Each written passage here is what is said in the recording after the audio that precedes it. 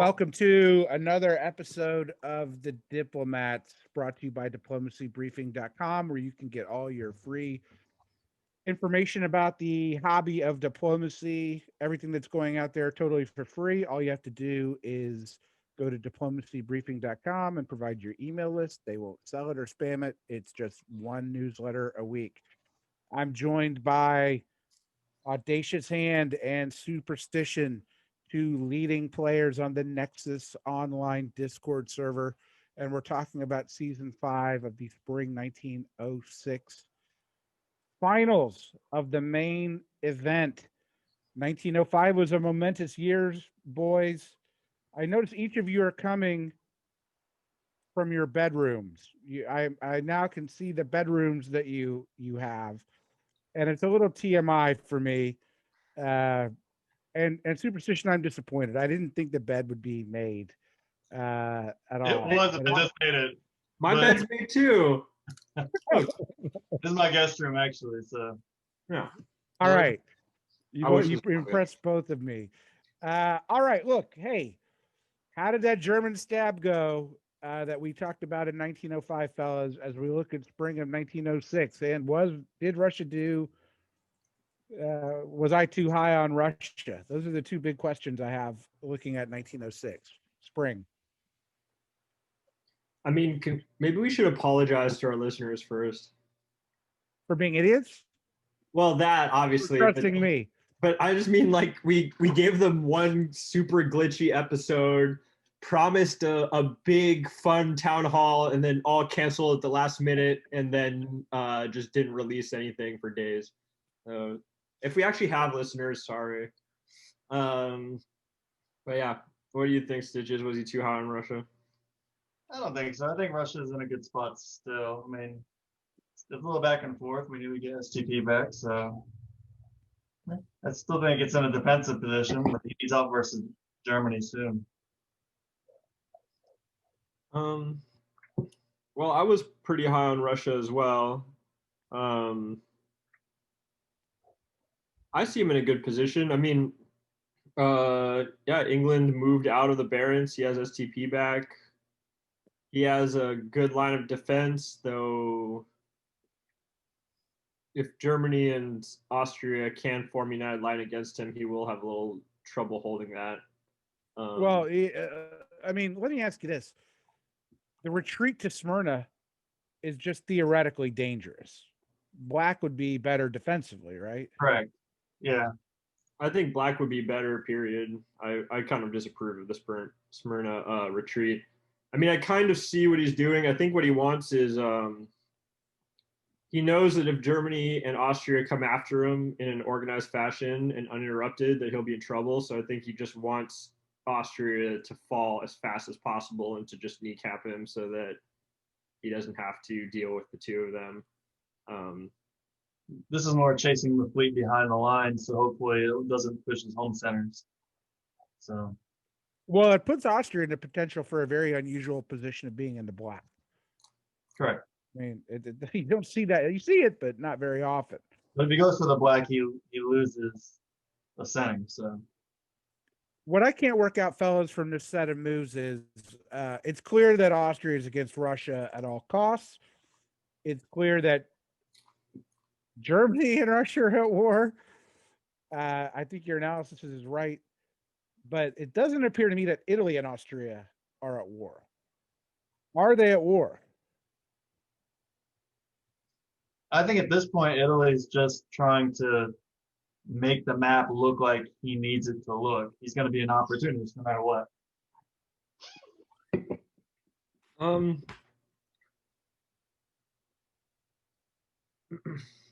I mean, it seems like they do have some kind of détente, so that's for sure. I mean, Italy is making an interesting play here. I don't think, I was killing Italy for not having slipped into the mid-Atlantic last turn, which I still agree with. But the idea of doing this kind of army incursion into France, kind of unique. I don't know if I've seen that approach before. To me, it looks like Italy's working against Germany, maybe in a balance of power play. I think that there might be like a deep wintergreen going on. Well, I mean, it would make sense, right? This is my internal debate, which is uh, France and Germany were sort of working together for a turn or so here, and France it seems to be against Italy. So Italy may be against Germany, but Germany and Austria are working together. So this deep wintergreen kind of puts Italy in a position to have defensive armies. But man, if you're Russia, you're going to want more green in that wintergreen. It's a lot of winter right now. Well, that's the whole idea. I mean, you've seen Italy do this all along, which is the kind of half-hearted alliance. I mean, this is what got him in trouble with Austria to begin with, was kind of starting to eye the West before the Lepanto was completed. So, and the same thing even with the German alliance last turn, instead of going into the mid-Atlantic, Italy kind of slinks off back to the Gulf of Lyon. So I mean, he's an ally who will always perhaps slow you down a little bit without being outright unreliable. But if I was Germany, I would be really concerned about these armies moving into France. Those really do seem like strongly pro-Russian moves, and without necessarily being anti-Austrian moves. Gascony gives his choice of ally. I mean, he can use France or England or Germany however he wants for the most part, and also protects Spain and Marseille. And then he plugs up the boot, which is great, so he doesn't have to worry about any armies dropping that way. West gives them great access to the mid-Atlantic, and he can force himself into Spain if he wants to force himself that way. And then being in Greece isn't a bad position either. He has his pick of ally there too. So I think he's just playing the best deal right now, and he doesn't have to worry about a strong ally. I would be annoyed that I'd gotten poked out of Spain, because the move to the Western Mediterranean seems like a quick move to put a force of 2 on the mid-Atlantic. And honestly, I would blame Germany for that, because Germany got France into Brest, and this looks like it was drawn up by Germany in the sense that France blocked to try to get the forced disband on Picardy, which England rather astutely evacuated. So I would assume that move from Portugal to Spain was at Germany's behest, and I'd be trying to flip France. Yeah, it's a good move. It's defensive. What do you guys make of him slipping into Greece? Do you think that was, are he and Turkey and Austria working together, or is that just him surfing the flow of information? Or I think they're working together. That was my guess. I mean, because if I'm remembering correctly, Italy had supported Aegean to Greece the turn before, and I believe this was them. This is the small commitment Italy's giving right now to Austria, but it's tough because Austria and Germany are clearly coordinating. Although I'm more curious about the Munich to Tyrolia move and what you make of that. Was that Austria calling for help, or was that Germany being ambitious? Blocking a retreat. Got it. Yeah, You correct. don't want to rush in behind your line if you're working together with Austria. yeah, I mean, I was a little bit surprised that Silesia didn't go to Galicia, which you can see Russia anticipated, because that's where you would go if you were trying to get the forced disband on Vienna, which would have been a killer move. But yeah, I mean, I suppose getting Livonia was great, but yeah, if you had tapped Warsaw and gone to Silesia, you would have gotten a forced disband there. Yeah, there's a lot going on. So I would have went with Livonia too. I think he did the Yeah, better. Livonia is a bit of the priority because it's such a backbreaking center with adjacent to 3. If he can lock up that corner, it's going to be real hard to stop Germany. Yeah, yeah, it's true. If I was Germany, I would actually be maybe just trying to slow things down in the middle and prioritizing getting St. Petersburg and locking down Scandinavia. Well, I mean, as it stands now, Russia's gonna. I mean, if things don't change in the fall, Russia's going down one. That can only be to Germany's benefit. But that Germany always has a problem, I think, when playing multiple fronts. If he's at war with England and Italy and Russia, that's really hard because his forces right now are not compact, whereas Russia's are.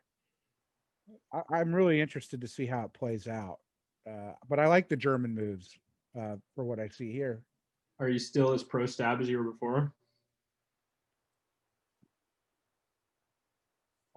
My position was that was a stab of necessity, that he did it before England would have inevitably stabbed him. He couldn't have given England all those builds. But what you said is totally true. He was way out of position for an effective stab. But he's got to find friends. He's lost. I mean, well, I guess England's losing St. Petersburg. That's never going to go back into English hands in the near term. So to be curious to see how it plays out. It's clear that France is working together with Germany. You agree? I'd say yes. It's a necessity right now. Germany is the only one that really doesn't have a strong claim over the coastal territories. Not until he takes England. I like the English moves, by the way, which is it's now he can protect London and Edinburgh. He stopped the forced disband of Picardy. I'm just not sure he could have done any more with what he had. No, they're good moves. I think they were expecting a bounce in north, but into Norway is not a bad thing. Yeah, I mean, it was actually a pretty good move. North is such an attractant for enemy units, so he almost used that to suck them in and grab Norway in the spring, using the classic reversal of the move for position in the spring, move for centers in the fall. Just reverse that, get Norway. It was a pretty good move. It's risky because it opens up England for convoy, but fortunately, the army is out of Belgium now. So yeah. Amazingly, there's not even a single convoy to be had, which is kind of goes back to what we were saying about it not being the best position for Germany to have stabbed. I mean, I kind of looking at Germany's moves, What about the Barons going to Norway? Should Barons have gone to Norwegian? Because if London had gone to North, which isn't unreasonable, it would have just all bounced.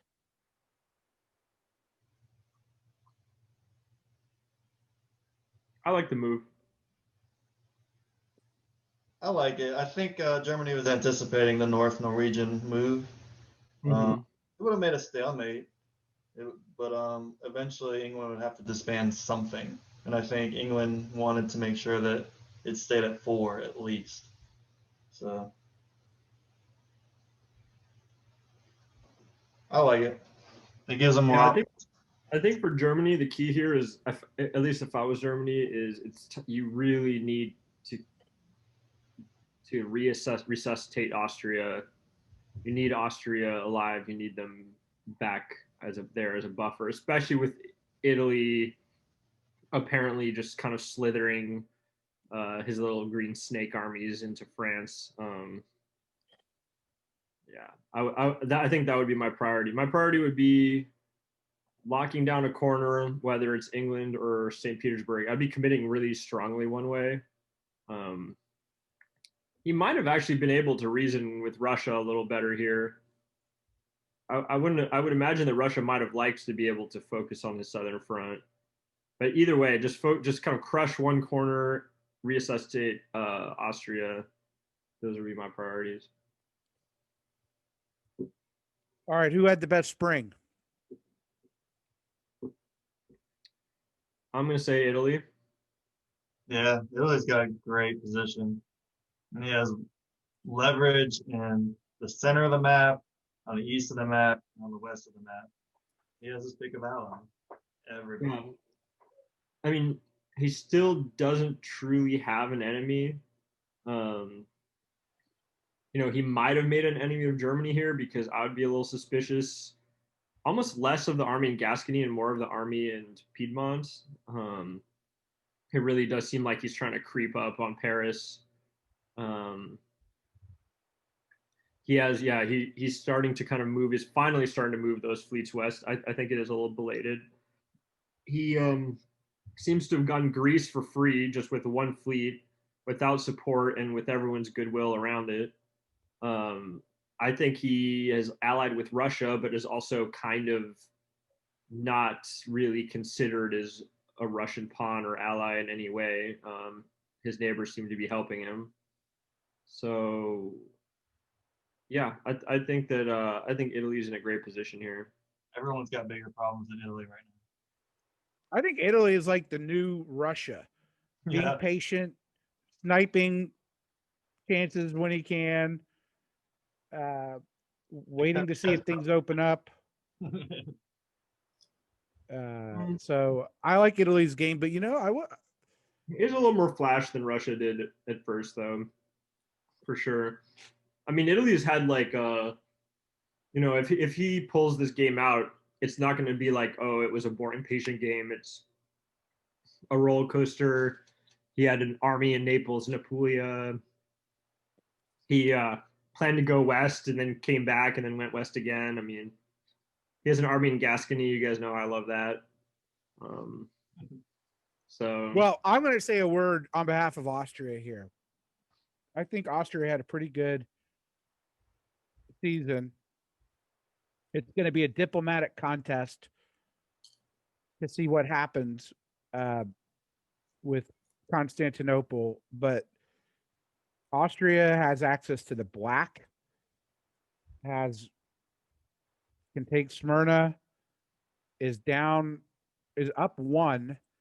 The problem is Austria really has nowhere to build and isn't going to be able to move Trieste or Trieste, as you say, audacious. But with what they had, they've rallied the Germans. It seems like they've kind of got the Italians. So I mean, I understand it's probably a lost cause and everything's over, but I think for Austria, I don't I think would it's say for sure over, but they've done pretty well.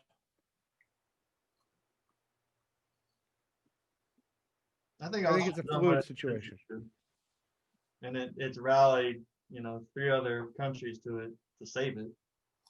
It's in a good position. It's not in great position, but it's as good as you can after being stabbed, I suppose. yeah. I mean, I think this is. it all Go ahead. depends on Italy now. To me, I mean, and this is where are we going to see Poser Tom's forgiving, cautious nature, or I mean, I don't know if you guys remember that that little bottle of resentment that was put in the cellar. Time for Unleash the Kraken. I mean, this is Austria. His life just depends on Italy now, and is it going to be forgiving Poser Tom, or is authentic Tom going to come out of the dungeon? Hey, well, who knows, right? Because Venice is theoretically vulnerable in the fall. If Exactly. if there's issues for Italy. All right, which power would you want to be right now? Italy. Italy. Just a little bit more control than Germany. Germany's good, but there's a lot of pieces and there's a lot of messiness. Italy's much more secure right now. I mean, I just don't like I don't like being hated, and I think that Germany is starting to be hated by people. Italy, even the people that he's kind of hurting, they still need him. They're probably still knocking on his door. Um, it's only probably slowly dawning on Germany that the little green snake is coming up from the south with his venom. I'm the green snake. I'm reaching back. It's just a familiar situation.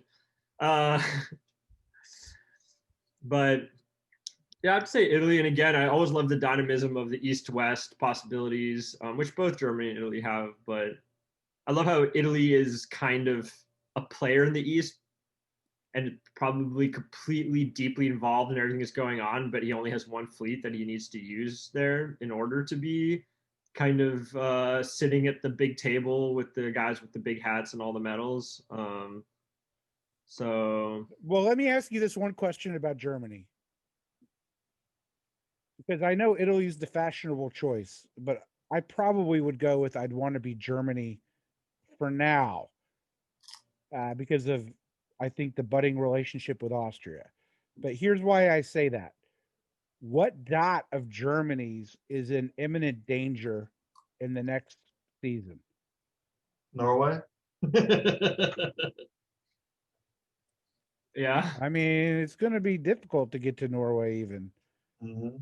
with Well, an army in Livonia. Yeah, he's Yeah. left Scandinavia completely. I mean, that English fleet is just going to be nasty until he either goes away from Russia or cinches up St. Petersburg.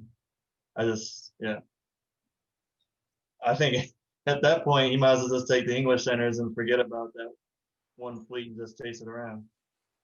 Yeah, the more I look at it, the more I think that the corner he should try to grab quickly is England, but neither of them is going to fall too quickly. I don't.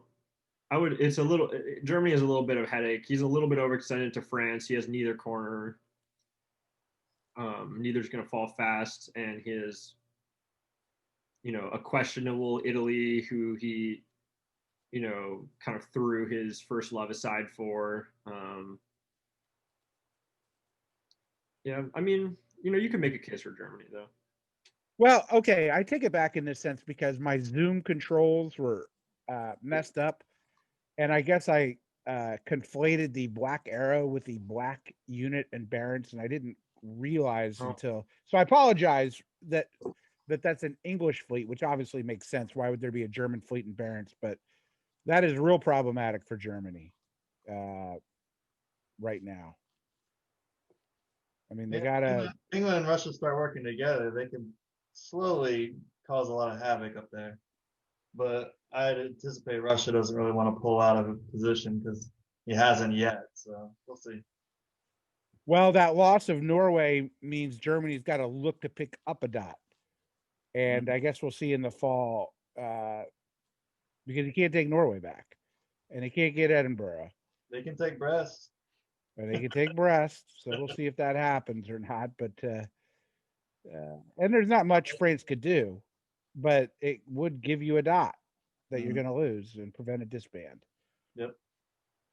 Okay, gentlemen, thank you very much for sharing your thoughts on the spring 1906. Thanks to diplomacybriefing.com. This episode was a little delayed getting out there, and we are sorry for the technical glitches before, but what can I say? I'm fortunate enough in life to have two houses, but if you have to feel sorry for me, the internet connection at the second house is very poor. Such as the burden I have of first world problems here. But Casa Uno, as we say, has internet that's just fine. So thank you, fellas, and good night. And I I will say, if anyone wants to ally with Ed and he pretends to be folksy, remember this. Remember this. He's not folksy. He has two houses. Okay. Well, such is life. All